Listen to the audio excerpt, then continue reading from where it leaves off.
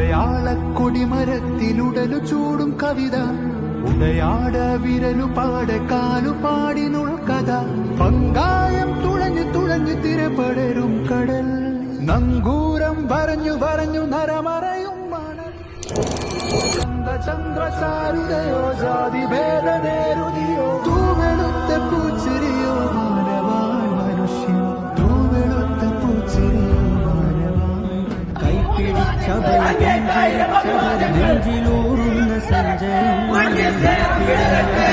മുറിഞ്ഞയിൽ മഞ്ഞു ചൂട്ടുകായ